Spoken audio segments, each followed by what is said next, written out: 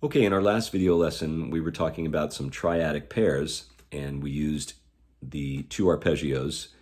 When I say triadic pairs, I mean a triad, and we're using it as an arpeggio, and there are a pair of them. We did G and D and also G and C, and we added approach notes to both of those. So piggybacking that, I mentioned that there are a lot of different arpeggios and a lot of different triadic pairs that can work over certain kinds of chords. And so in this example, we're going to get a little deeper harmonically. And instead of talking about major chords or major seventh type chords, we're going to talk about dominant seventh chords. And so right out of the gate, this really expands a lot of the things that we can do, because the dominant seventh chord kind of takes all the tensions, flat 9, sharp 9, flat 5, sharp 5, flat 6, flat 13, that type of stuff. It takes all of those. It accepts all of those, I should say. So before we go down a rabbit hole, let's just hone into one of them so we can kind of get the concept.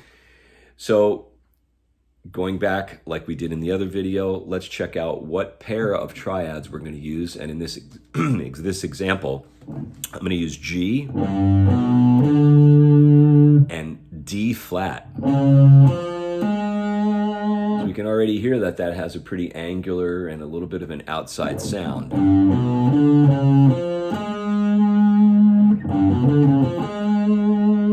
Okay, so we're going to continue the G and the D flat and go into more octaves of it.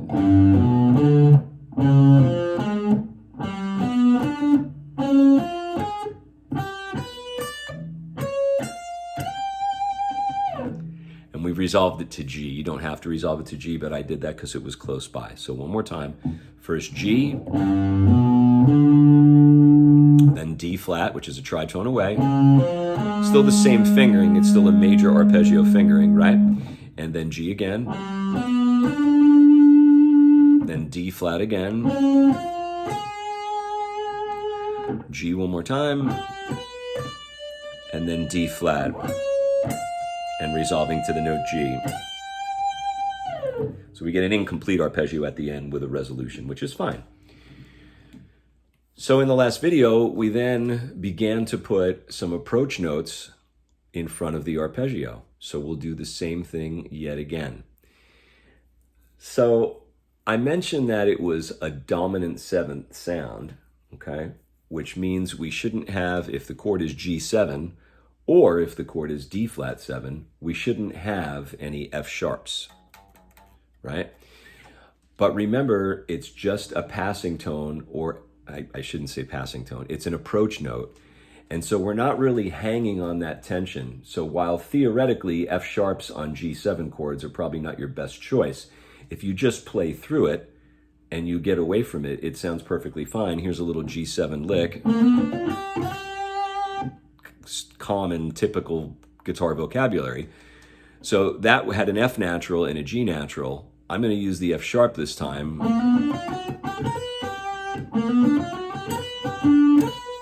Nothing wrong with that. I just passed through the F sharp. Pass through it again downward, right? So we can get away with things like that because music flows, right? It works in a flow. We're not freezing it. We're not hanging on there too long. Okay, so back to the task at hand. We assembled two triadic pairs. Well, we assembled a triadic pair made of two arpeggios, G and D flat. So I mentioned we're going to use the approach notes like we did in the last video, which means even though it's G7, we're going to have an F sharp note as our approach note, which harmonically speaking is theoretically incorrect. But that's just theory. If it sounds good, it is good. And that's a very important thing to remember. So here we go.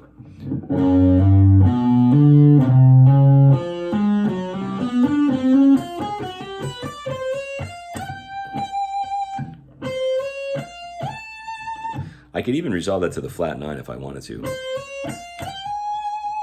because we have that note in the D flat arpeggio. So let's start again. Let's take it nice and slow. Here's the G. Oops, I made a mistake.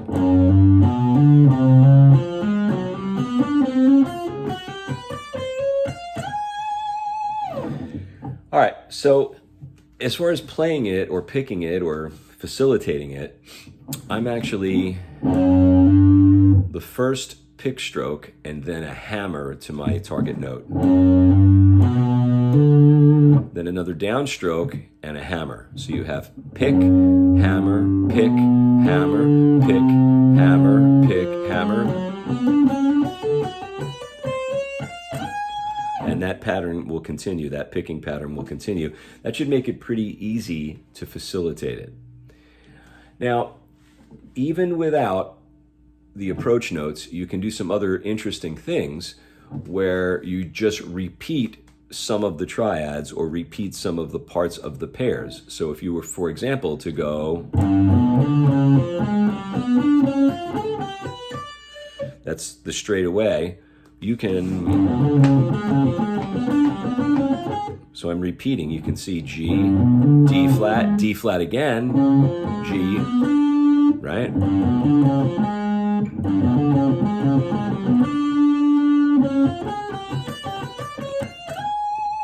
And arrange those any way that you wish, or do that any way you wish, right? So here's another interesting thing. Obviously, we try to do things forwards and backwards so we have more vocabulary from the same idea. So here's a little different approach. I'm going to take some different fingerings for the same two arpeggios, but we're going to do them descending. So here's my G. We're actually going to make it a little longer of an arpeggio. So not just, it is still a triad arpeggio, but it contains 4 pitches. I'm sorry, 4 notes, 3 pitches. G, D, B, and then this G again, which is a repeat, obviously, of the top one. So there's your G. Now we're going to play D flat backwards. So that is, and again we have a repeated note.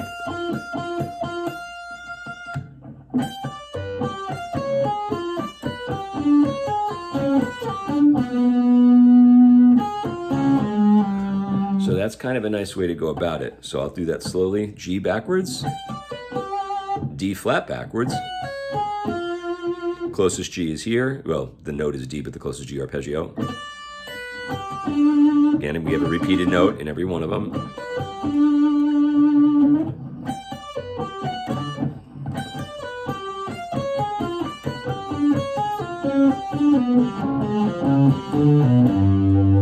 All right, here we go.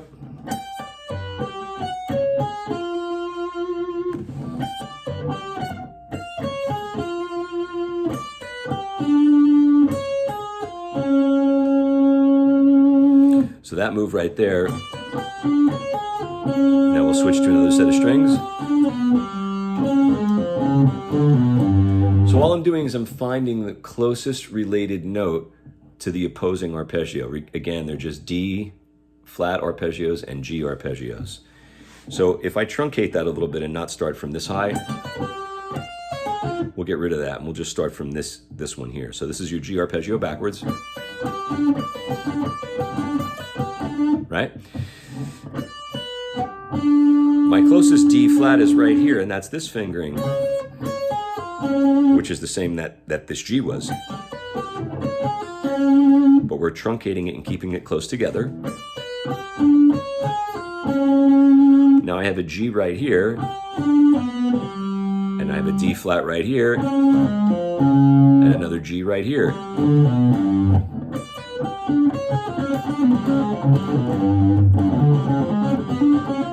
And obviously you can do that forward.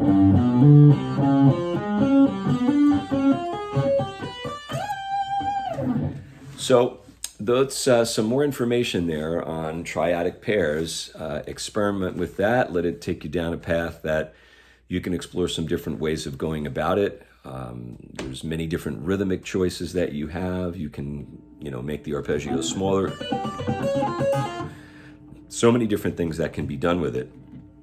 And that's just 2 of the triadic pairs that we are allotted, so to say, over a dominant 7th chord, because dominant 7th chords accept all these different tensions: flat 9, sharp 9, flat 5, sharp 5, flat 13, sharp 11, etc., etc. All the altered tensions. All right, enjoy the challenge.